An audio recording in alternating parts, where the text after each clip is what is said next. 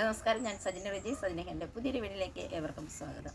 ഇനി ഞാൻ നിങ്ങളുമായിട്ട് ഷെയർ ചെയ്യാൻ പോകുന്നത് ഇഞ്ചിയിലുണ്ടാകുന്ന, അതായത് ഇഞ്ചിയുടെ ഇലയിലുണ്ടാകുന്ന മഞ്ഞളിപ്പും അതുപോലെ തന്നെ മൂടി ചീയുന്നതിനെ പറ്റിയുള്ള ഒരു പരിഹാര മാർഗ്ഗമാണ് നിങ്ങളുമായിട്ട് ഷെയർ ചെയ്യാൻ പോകുന്നത്. അപ്പോൾ നമുക്ക് വീഡിയോയിലേക്ക്. ഹായ് ഗായ്സ്, നമ്മൾ കുറച്ച് ഇഞ്ചിയാണെങ്കിൽ നമ്മൾ ഇതുപോലെ ഗ്രോ ബാഗിൽ കുറച്ച് ഇഞ്ചി ഇവിടെ നട്ടിട്ടുണ്ട് കേട്ടോ. അത്യാവശ്യം നമ്മുടെ വീട്ടിലേക്ക് ആവശ്യമുള്ള ഇഞ്ചി നമ്മൾ ഗ്രോ ബാഗിൽ നട്ടെടുത്തിട്ടുണ്ട്. അപ്പോൾ എല്ലാവരുടെയും വീടുകളിൽ ഇതുപോലെ ഗ്രോ ബാഗിൽ ഇഞ്ചിയൊക്കെ നട്ടിട്ടുണ്ടാകാം അല്ലേ? നട്ടിട്ടുണ്ട്. നമ്മുടെ ഇല്ലെന്ന് പറയാനായിട്ട് പറ്റത്തില്ല. അപ്പം നോക്കിയേ, അതുകൊണ്ട് ഞാൻ ഇന്നത്തെ നമ്മുടെ വീഡിയോ എന്ന് പറയുന്നത് നമ്മുടെ ഇഞ്ചിയിലുണ്ടാകുന്ന ഇലയുടെ മഞ്ഞളിപ്പിനെ പറ്റിയാണ് നമ്മൾ പറയാനായിട്ട് പോകുന്നത്. സാധാരണ ഇങ്ങനെ മഞ്ഞളിപ്പം ഉണ്ടാകുന്നത് വെള്ളം കെട്ടി നിൽക്കുന്നതുകൊണ്ട് ആവാം ഒന്നാമത്തെ പ്രധാന കാരണമെന്ന് പറയുന്നത്. ഇത് ഞാനിവിടെ നട്ട ഇഞ്ചിയിൽ നോക്കിയേ, ഇല മഞ്ഞളിച്ച് വരുന്നത് കണ്ടോ? നോക്കിയേ, ഇത് കണ്ടോ? ഇല മഞ്ഞളിച്ച് അത് വന്നിരിക്കുന്നതാണ് ഇത് കണ്ടോ. ഇപ്പം നല്ല മഴയായിരുന്നു ഞങ്ങളുടെ ഇവിടെ എല്ലാം. ഒത്തിരി നല്ലതുപോലെ ഭയങ്കര മുറ്റത്ത് പോലും ഇറങ്ങാൻ പറ്റാത്ത മഴയായിരുന്നു.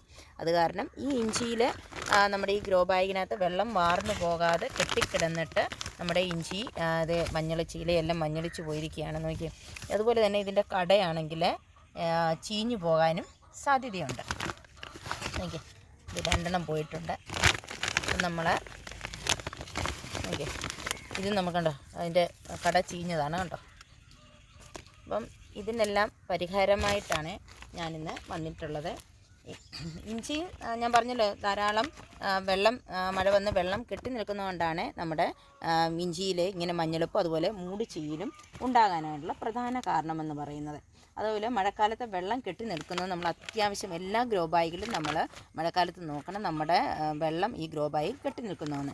അപ്പം അതിന് നമ്മൾ ചെയ്യേണ്ടതെന്ന് പറഞ്ഞാൽ ഈ ഗ്രോ ബാഗിൽ നമ്മൾ എന്ത് ചെയ്യണമെന്ന് ചോദിച്ചാൽ ഇതിൻ്റെ കടഭാഗത്തോട്ട് നമ്മൾ മണ്ണ് കയറ്റി കൊടുക്കേണ്ടത് അത്യാവശ്യമായ കാര്യമാണ്. അപ്പോൾ മാത്രമേ നമ്മുടെ ഇതിൻ്റെ സൈഡിൽ കൂടെ വെള്ളം ഊർന്നു പോകുകയുള്ളൂ. നമ്മളിത് നടുമ്പോൾ ഇതിന് നല്ലതുപോലെ ഈ ഗ്രോ ബാഗിന് നല്ല ദ്വാരങ്ങൾ ഇട്ട് വെള്ളം വാർന്നു പോകാനായിട്ടുള്ള ദ്വാരങ്ങൾ ഇട്ട് കൊടുക്കണം. അപ്പം ഇത് ഉള്ള ദ്വാരമെല്ലാം അടഞ്ഞു പോയതായിരിക്കാം. ഇതുപോലെ നമ്മളിതിൻ്റെ ഈ സൈഡിൽ നിന്ന് ഇങ്ങനെ കടഭാഗത്തേക്ക് മണ്ണ് കയറ്റി കൊടുക്കണം. അപ്പം ഈ സൈഡിൽ കൂടെ നമ്മുടെ വെള്ളം വാർന്നു പൊക്കോളും.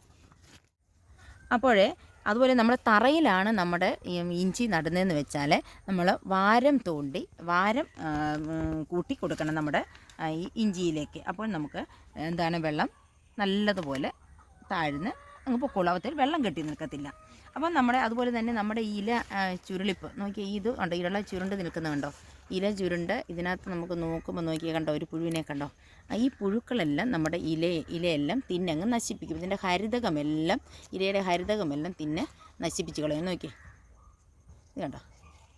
അതൊരു പ്രധാന കാരണമാണ് നമ്മുടെ മഞ്ഞളിലെ കീടബാധിത വരുന്നൊരു പ്രധാന കാരണമാണ്. അതിന് നമുക്കതിന് നമ്മുടെ ഈ പുഴുവിനെ നമ്മളിങ്ങനെ എടുത്ത് നമുക്ക് കൈകൊണ്ടെടുത്ത് നശിപ്പിച്ച് കൊല്ലാവുന്നതാണ് കേട്ടോ. അപ്പോൾ നിങ്ങളുടെ ഇഞ്ചിയൊക്കെ വന്ന് എല്ലാവരും ശ്രദ്ധിച്ച് നോക്കണം, ഇതിനകത്ത് പുഴുക്കളുണ്ടോ, നമ്മുടെ വെള്ളം കെട്ടി നിൽക്കുന്നോ എന്നൊക്കെ നോക്കേണ്ടതാണ്.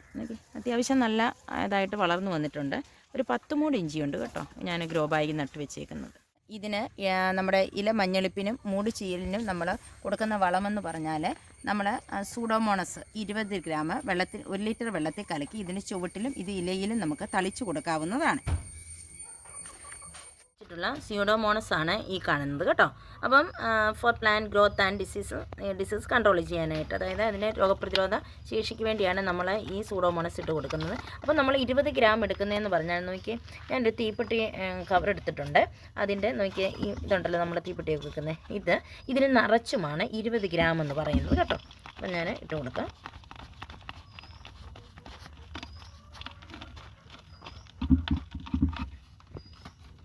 അപ്പോൾ നോക്കിയേ, ഇതിന് നിറച്ചുമാണ് 20 ഗ്രാം. അപ്പോൾ എല്ലാവർക്കും മനസ്സിലായല്ലോ, സൂഡോമോണസ് 20 ഗ്രാം എന്ന് പറയുന്നത് നമ്മുടെ തീപ്പെട്ടിയുടെ ഈ കോലി വെക്കുന്ന ഇതിനകത്ത് ഇത്രയുമാണ് 20 ഗ്രാം എന്ന് പറയുന്നത്. ഈ 20 ഗ്രാം നമ്മൾ ഒരു ബക്കറ്റിലേക്ക് ഞാൻ ഇട്ട് കൊടുക്കുകയാണ്. ഇതിലേക്ക് നമ്മൾ 1 ലിറ്റർ വെള്ളം ഒഴിച്ചു കൊടുക്കുകയാണ്.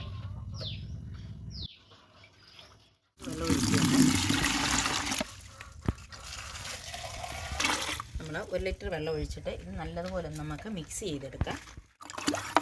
നല്ലതുപോലെ മിക്സ് ചെയ്തിട്ടുണ്ട് കേട്ടോ. അപ്പോൾ നമുക്ക് കുറേ ഗ്രാം ഒഴിക്കണമെങ്കിൽ ഇച്ചിരി നമുക്ക് 40 ഗ്രാം എടുക്കാം കേട്ടോ. അപ്പോൾ നമ്മൾ നമ്മുടെ ചെടിയുടെയൊക്കെ അതായത് ഇഞ്ചിയുടെയൊക്കെ അളവനുസരിച്ച് നമുക്ക് ഇത് ഒഴിച്ചു കൊടുക്കാവുന്നതാണ്. അപ്പോൾ നമുക്കിത് നമ്മുടെ ചെടിയുടെ ചുവട്ടിലും അതുപോലെ തന്നെ ഇലയിലും ഒന്ന് തളിച്ചു കൊടുക്കാം. അപ്പോൾ ഇതിൻ്റെ ചുവട്ടിലേക്ക് നമ്മൾ കുറച്ച് ഒഴിച്ചു കൊടുക്കുകയാണ് കേട്ടോ. ഇതുപോലെ ഒഴിച്ച് നമുക്കിതിൻ്റെ ചുവട്ടിലേക്ക് ഒഴിച്ചു കൊടുക്കാം.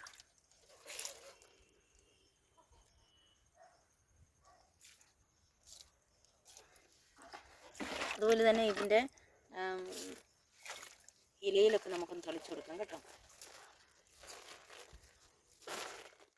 ആയതുകൊണ്ടേ മൂടി ചീരനൊക്കെ വളരെയേറെ സാധ്യത കൂടുതലാണ് കേട്ടോ. ഇനി നമുക്ക് ചെയ്ത് കൊടുക്കേണ്ടത് ഞാൻ പറഞ്ഞായിരുന്നല്ലോ, ഇതിൻ്റെ കടഭാഗത്തേക്ക് നമുക്ക് മണ്ണ് കൂട്ടിയിട്ട് കൊടുക്കണം.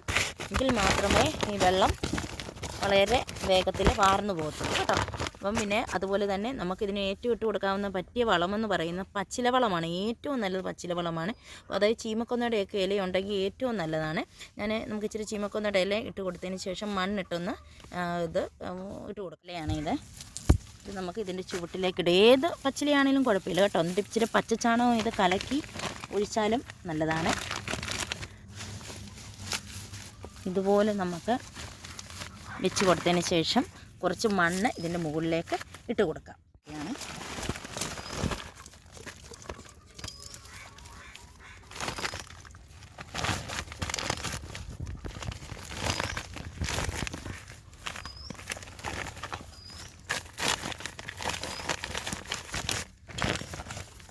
അപ്പം നിങ്ങൾ ഇതുപോലെ നമുക്ക് ഒരു 2 ആഴ്ച കൂടുമ്പോൾ ഇതുപോലെ നമ്മൾ സൂഡോമോണസ് കലക്കി ഇതിൻ്റെ ചുവട്ടിൽ ഒഴിച്ചു കൊടുക്കുക, ഇലയിലും തളിച്ചു കൊടുക്കാവുന്നതാണ്. അപ്പോൾ നിങ്ങൾക്ക് എല്ലാവർക്കും എൻ്റെ ഈ ചെറിയ വീഡിയോ ഇഷ്ടമായാൽ നിങ്ങൾ ലൈക്ക് ചെയ്യാനും ഷെയർ ചെയ്യാനും സബ്സ്ക്രൈബ് ചെയ്യാനും മറക്കരുതേ. ഒരു പുതിയ വീഡിയോയുമായി വരുന്നിടം വരെ നിങ്ങൾക്ക് എല്ലാവർക്കും നന്ദി.